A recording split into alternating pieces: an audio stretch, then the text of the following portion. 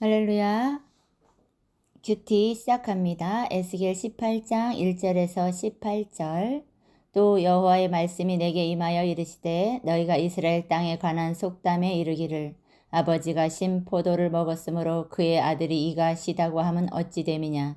주 여호와의 말씀이니라. 내가 나의 삶을 두고 맹세하노니 너희가 이스라엘 가운데에서 다시는 이 속담을 쓰지 못하게 되리라. 모든 영혼이 다 내게 속한지라. 아버지의 영혼이 내게 속한 같이 그의 아들의 영혼도 내게 속하였나니 범죄하는 그 영혼은 죽으리라.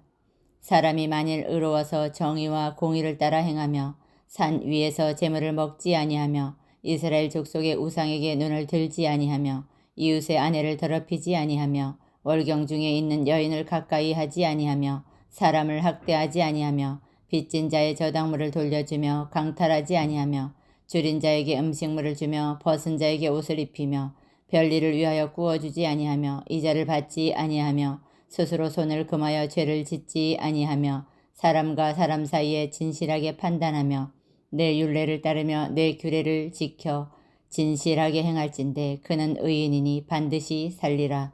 주 여호와의 말씀이니라. 가령 그가 아들을 낳았다 하자 그 아들이 이 모든 선은 하나도 행하지 아니하고 이 죄악 중 하나를 범하여 강포하거나 살인하거나 산 위에서 재물을 먹거나 이웃의 아내를 더럽히거나 가난하고 궁핍한 자를 학대하거나 강탈하거나 빚진 자의 저당물을 돌려주지 아니하거나 우상에게 눈을 들거나 가증한 일을 행하거나 별일을 위하여 구워주거나 이자를 받거나 할진대 그가 살겠느냐. 결코 살지 못하리니 이 모든 가증한 일을 행하였은즉 반드시 죽을지라. 자기의 피가 자기에게로 돌아가리라. 또 가령 그가 아들을 낳았다 하자 그 아들이 그 아버지의 행한 모든 죄를 보고 두려워하여 그대로 행하지 아니하고 산 위에서 재물을 먹지도 아니하며 이스라엘 족속의 우상에게 눈을 들지도 아니하며 이웃의 아내를 더럽히지도 아니하며 사람을 학대하지도 아니하며 저당을 잡지도 아니하며 강탈하지도 아니하고 줄인 자에게 음식물을 주며 벗은 자에게 옷을 입히며 손을 금하여 가난한 자를 압제하지 아니하며 별리나 이자를 받지 아니하여 내 규례를 지키면 내 율례를 행할진대 이 사람은 그의 아버지의 죄악으로 죽지 아니하고 반드시 살겠고 그 아버지는 심히 포악하여 그 동족을 강탈하고 백성들 중에서 선을 행하지 아니하였으므로 그는 그의 죄악으로 죽으리라. 아멘. 오늘 본문은 하나님은 아버지가 신포도를 먹어서 그 아들의 이가 시다는 속담을 이스라엘에게서 다시는 쓰지 못할 것이라고 하십니다. 모든 영혼이 내게 속했으니 죄 지은 영혼은 죽고 내 규례대로 행하는 의인은 살리라고 하십니다. 아들은 아버지의 의롭고 악함에 상관없이 자기 의로 구원받기도 하고 자기 죄로 심판받기도 합니다. 첫째로 범죄하는 영혼은 죽으리라. 1절에서 4절. 포로가 된 이스라엘 백성과 예루살렘에 남아있는 생존자들 사이에 아버지가 신포도를 먹었으므로 아들이 이가 시다는 속담이 유행했습니다.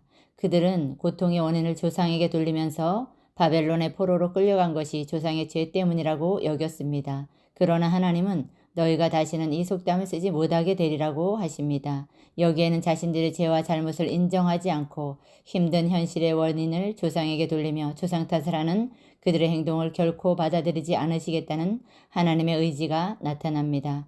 아버지나 아들 모두 개인의 행동에 따라 하나님께 심판받습니다.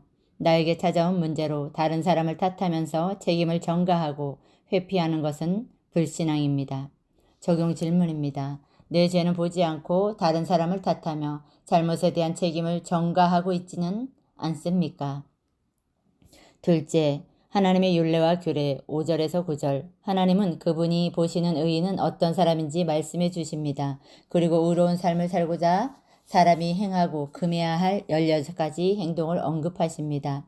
신앙적, 성적 정결, 폭력과 압제를 금하며 자비를 베풀고 경제행위에서 이웃을 배려하고 모든 종류의 불의와 불법을 금하십니다. 하나님의 율례를 따르고 규례를 진실히 행하는 의인은 심판을 받지 않고 반드시 살 것이라고 약속하십니다.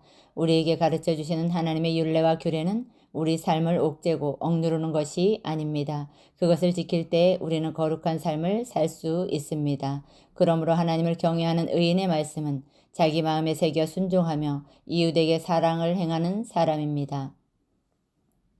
적용 질문입니다. 하나님의 율례와 규례를 따르며 진실히 행하고 있습니까? 오히려 불순종하고 있지는 않습니까? 셋째, 죄를 보고 두려워하는 자여 10절에서 18절. 하나님은 여호와의 율례와 규례를 진실히 행한 의인이 낳은 아들이라고 할지라도 그가 선을 행하지 않고 악을 행하면 자기 죄 때문에 반드시 죽게 되어 영원한 멸망에 이르게 된다고 하십니다. 그 죄에 대한 심판은 그 자신에게로 돌아갑니다. 하지만 악인의 아들이 그 아버지가 행한 모든 죄를 보고 두려워하여 여호와의 규례를 지키고 율례를 행하면 자기 아버지의 죄 때문에 죽지 않고 반드시 살게 됩니다. 선군 히스기야의 아들은 악을 행한 므낫세였습니다. 반면 악한 므낫세의 아들은 의로운 요시야였습니다.